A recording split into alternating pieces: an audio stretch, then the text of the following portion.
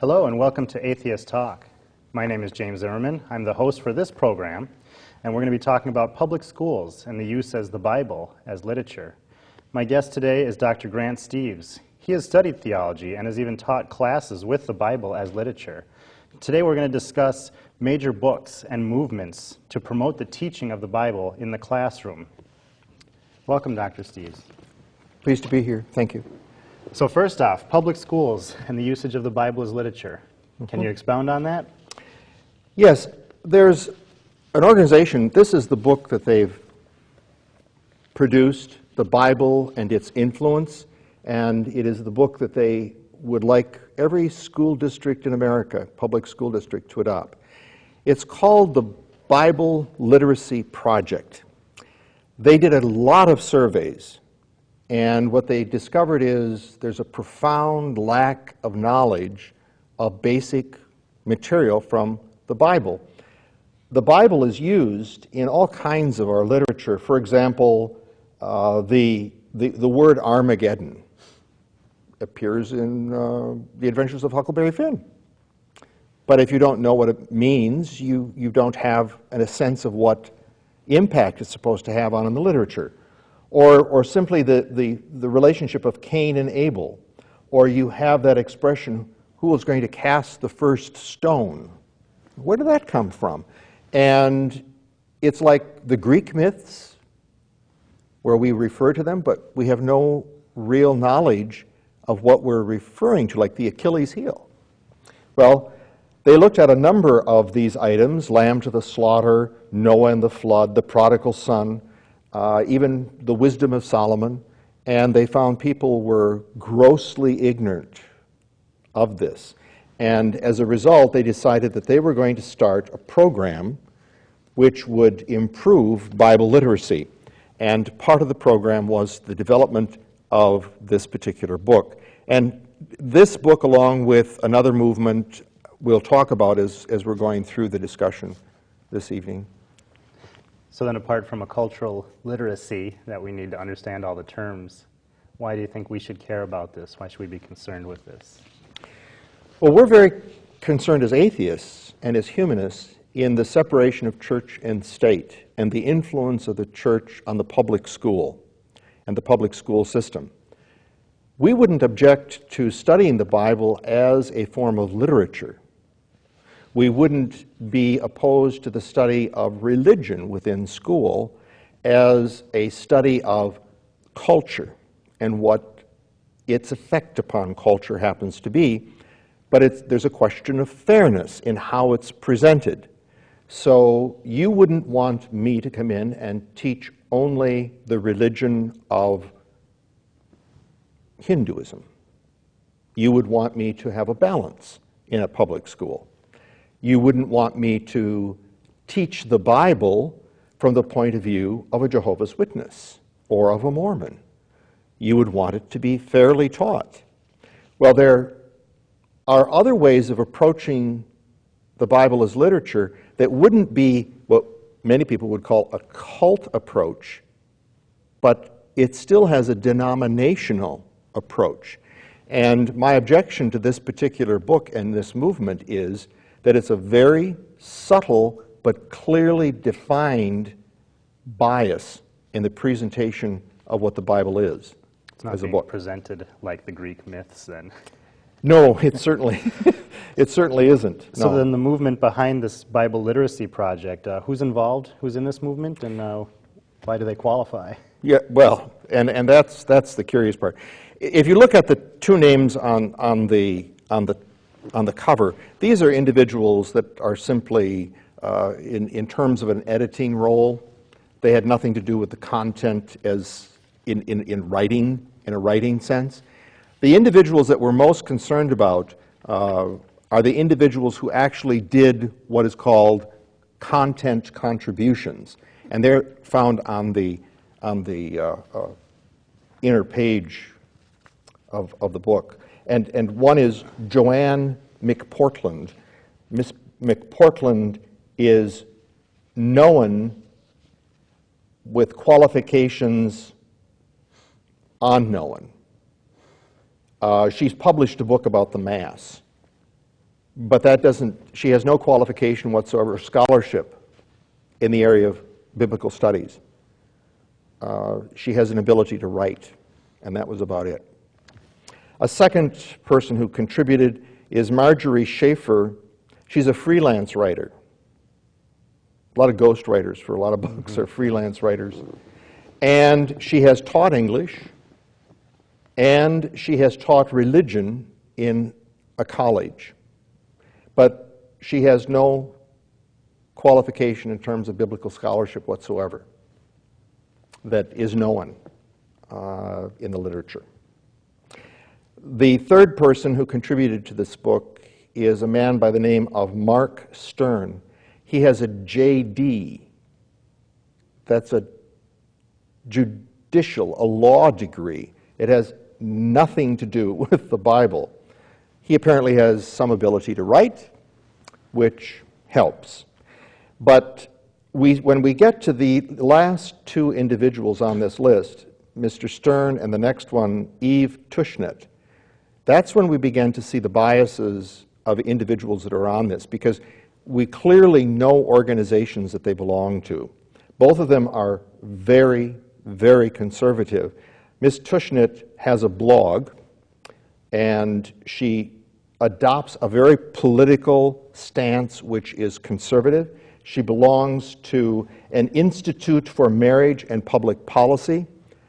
She has been an advocate against gay marriage, a very conservative position, and she has made it known that she looks at the Bible in a much more literal sense than many mainstream churches. So all four of these individuals are coming to this book with a bias that is much more conservative in regards to the Bible and religion being taught than a person who's looking at scholarship, a biblical scholar would. So I'd imagine that this group of editors and wordsmiths can't come on too strongly to the school board with their religious agenda. No. So could you enlighten us as to how is this being sold to school boards? Yes. Well, it is approached in this way. Do you know that we're funded by the John Templeton Foundation? This is a very wealthy man who has promoted a number of causes, but he is a conservative, and he's interested in promoting religion. But they don't tell you that. What they do tell you is they will give you their research. And as I said, they have done tons of research in which they will show you, this is their Bible literacy report, in which they will show you why there is a need to teach this. And it is from a literary point of view. The research that is in here, knowledge of Moses. Which of the following best describes Moses? One of the 12 apostles, a Pharaoh of Egypt, the man who led Israelites out of bondage, an angel of God. Well, 72% of the public did get that correct. That's not bad. But there are some other questions in here in terms of Bible literacy where it didn't work quite like that.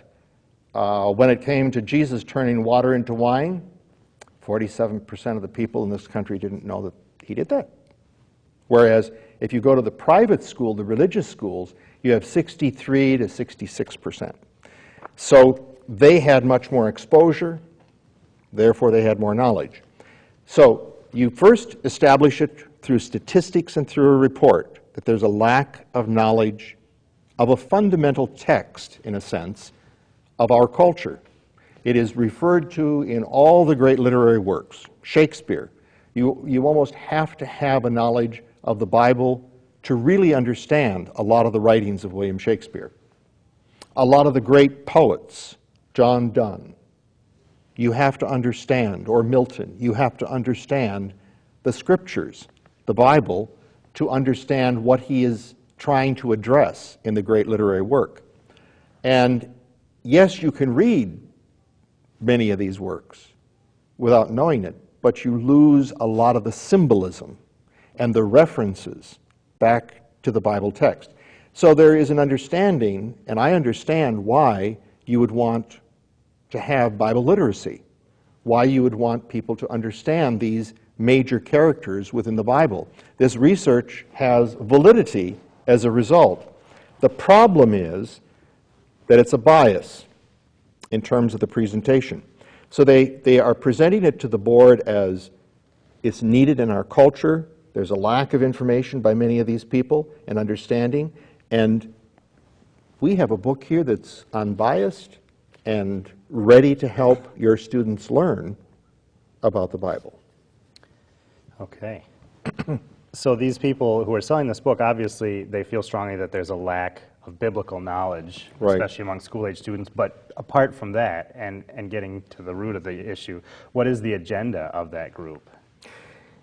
Well, the agenda, I think, can be summed up with looking at their political and religious bias. Their agenda is not simply to have Bible literacy, but Bible literacy of a particular type. And the Bible literacy that they want to promote is Evangelical Christian Bible. They would say they're non-denominational. I would say they're out of the tradition of the Baptists. And that means that they have a literal spin on almost everything that they would address. And as we go through this, and we'll look at specific books, you will see how they stop short of raising any question about the scholarship. They just simply present it, in a sense, as fact. So there's the creation of the world. There's no mention in the discussion of Genesis of evolution, although there are many Christians who believe that evolution was used by God in the process. So you could mention it without destroying the book of Genesis, but they don't even mention it. They don't even want to go there. Or take, for example, they completely disregard the history. For example, the Epic of the Gilgamesh has the flood story in it of Noah. And there's no mention of comparative literature of the period. It is thought that this is probably 1,000 years older than the Bible account. But it's not mentioned in their book. So then how do conservative religious groups view this program in this book? The funny part of it is I'm looking at it in terms of how conservative approach. And most of their critics are the ultra-conservative religious people, and they say they present it with certain elements of doubt. And therefore, it sounds as if they're liberal in their theology. Well, there is an attempt at making a compromise. The book, as I said, is very carefully shaded, very carefully worded, so as not to offend immediately on the surface as offensive to people that are, let's say, Catholic or Lutheran. But if you look at the religion layers, you soon discover that there's a much more literal belief system here than you would find in your more liberal churches like the Lutherans, perhaps, or the Catholic, which are somewhat more liberal than if you look at the Evangelical Baptists in their thinking. And so obviously they can't use every religion's version or translation of the Bible. So what would you say is the focus and consideration of the different translations in this text? Well, I've always thought that, as a person who taught the Bible as literature, that the King James Version, though it is difficult sometimes to understand, so is Shakespeare, but fundamentally, the references are to the King James. They are not to the Revised Standard Version, although it comes closer. And they use the King James Version. They do use the New Revised Standard Version. It's easier reading. And they use a Jewish translation, the Jewish Bible translation. So they have three primary translations that are used. My objection to it isn't so much the actual texts that they refer to, but rather the fact that they do not approach translating itself, that they look at translating in a very obscure kind of fashion. So if you look at their, and it's a very short section, from page 12 through to page 15, that's all they have on translating. They don't get into the fact that there are translations which are literal, such as the King James Version, New American Standard Version, or that are idiomatic, such as the Message Bible, or paraphrasing, such as the Living Bible, or much more idiomatic, such as the International Version. And if you look at the translations that they refer to here, it's very limited. It is a careful picking of what they want you to look at as translations and what they would prefer that you not look at. Mm-hmm. That's how I view it. That by omission, you're saying as much as by bringing it into the conversation. And they omit in their conversation a great number of things. They really fail to look at the scholarship of the Bible, and especially in the area of translating. And obviously, when you're dealing with a book that is not in the English language, it is coming from Greek and Aramaic and Hebrew into English, a language which has been gone from the scene for many years. So the idiom of that language is lost. The nuance is hard to get at, and the meaning, which means you're going to be doing interpretation the moment you start translating. And of course, some of these people do more than just slight interpretation, they do massive interpretation. So then apart from their bias and translation preferences, how do they use biblical scholarship? Well, there's no serious Bible scholarship in this book.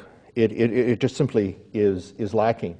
The only references in the back of this book have to do with the art credits, because this is a lavishly, beautifully illustrated book with art from Michelangelo and some of the great artists of the world. They're used heavily throughout, and they have to credit those. But when it comes to the actual scholarship, no. They don't look at the major scholars of the Bible. Even those that might agree with them are not used within the text of this book, which is quite astonishing in a sense. The quality of this for their conclusions are what I find quite strange. For example, for scholarship, they quote a Professor Leland Ryken, who has his own book on the introduction to the Bible.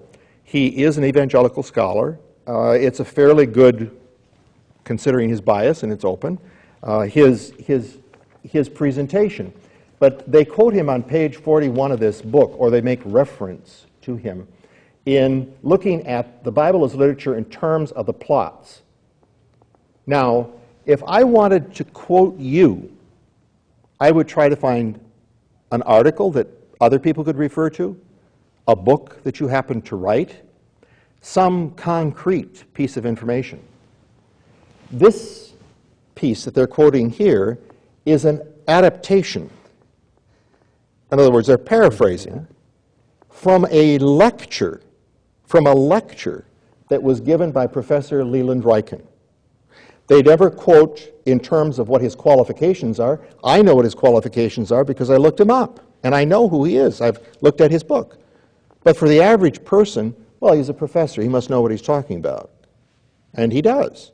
But he does it from an evangelical point of view. They never note that here. Right. And then on top of it, you can't say if he actually said this because there's no source. It's from a lecture.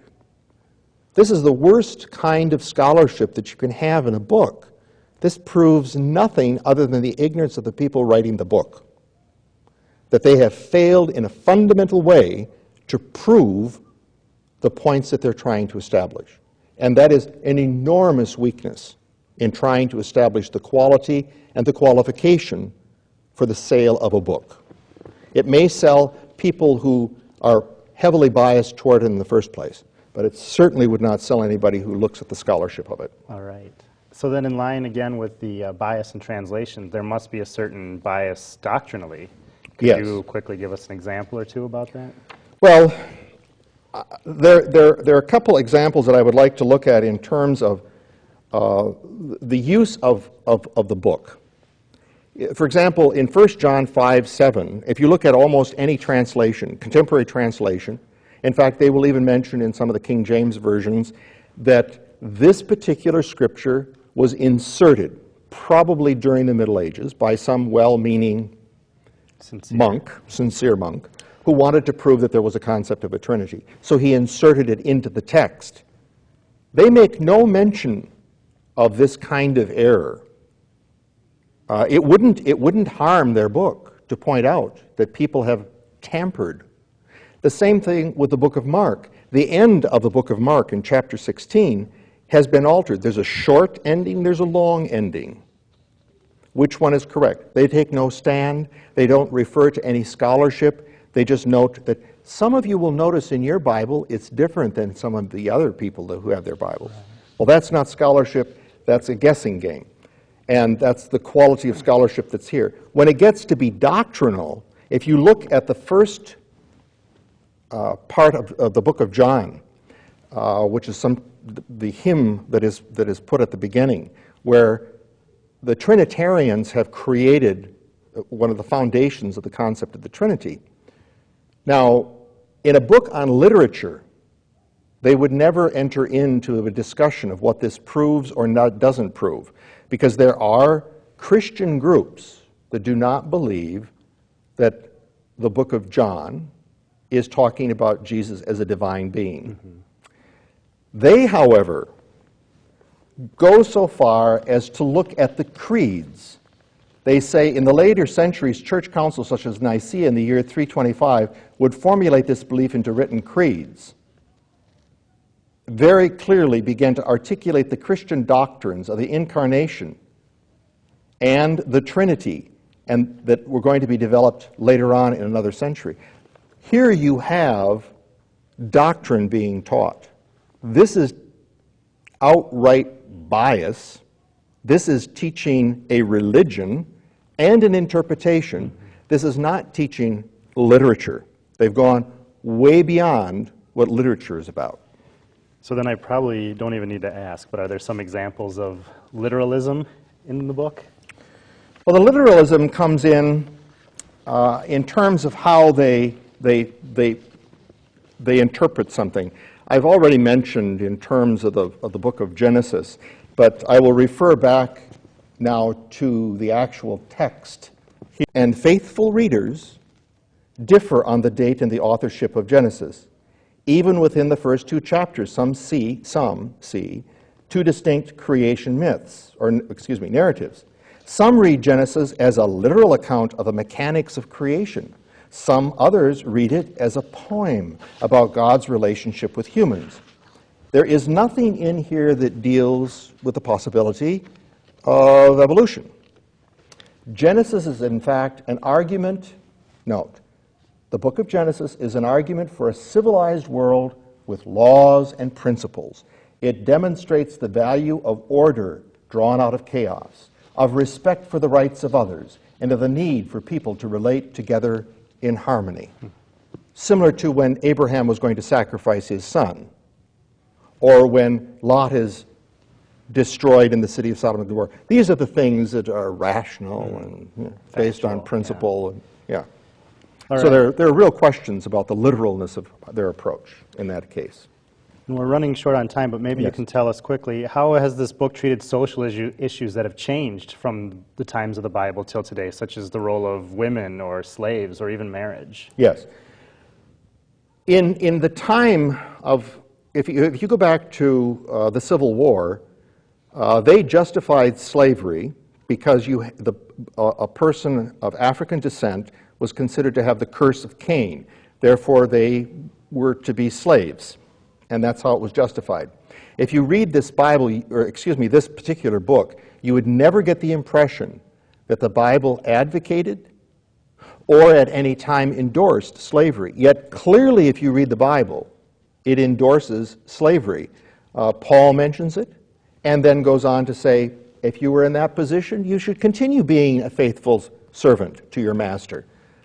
This is the kind of thing that is glossed over to attempt to adapt to a different social period of time.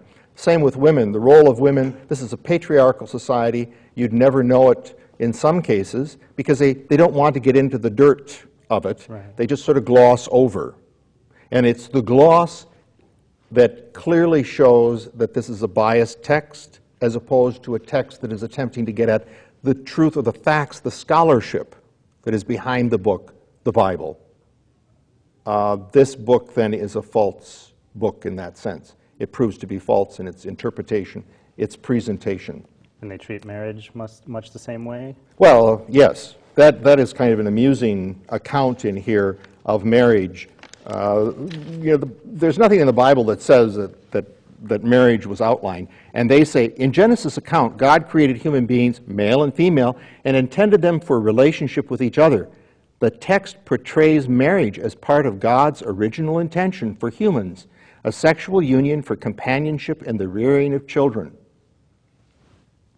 I suppose you could interpret that and draw that conclusion, but it isn't one that if you're reading it as literature that you would, because it isn't there. It simply indicates that they're companions. It doesn't say anything about marriage. Marriage is a concept that we've developed in Western civilization. It's not there. No, they're there. So what, maybe to bring it back to a more positive light, since we know what to not include, in your opinion at least, but what should be included in a Bible as literature or in a classes on religion? Number one, not this book. Number two, I would recommend a good use of a translation, King James Version, or let students bring their own translations in, but the primary text would be that of the King James. These are the recommendations that are put together by Bible and Public Schools First Amendment Guide. They should approach religion as academic and not devotional. You should strive for student awareness of religions and student acceptance of religions. School may sponsor study about religion, but may not sponsor the practice of it. Schools may expose students to a diversity of points of view, but do not impose or discourage or encourage any particular point of view. The school may educate about religion or about the Bible, but does not promote or denigrate a particular point of view. Schools may inform the student about various beliefs, but should not seek to conform him or her to any particular belief. After all, it is just as important to show people the point of view of an atheist looking at literature as it is to show an evangelical point of view. They are promoting a religious bias in this particular book. Now, are there worse examples? Absolutely. The Bible and History and Literature promoted by the National Council on Bible Curriculum in Public Schools, this really, really goes off the deep end on the far right of religion. So, does that mean that we compromise and use the Bible Literacy Project? No. What we do is we find individuals who are qualified to teach this literature, that do not carry the biased baggage with them, and that clearly approach it with scholarship and not the innuendo and the interpretation that this particular work does. Excellent. Thank you very much, Dr. Steves. And thank you for coming down here and for your participation and discussion in the Bible as literature in public school. Minnesota Atheists welcome you, the audience, to contact us on our website or our telephone number. They're both listed on the screen.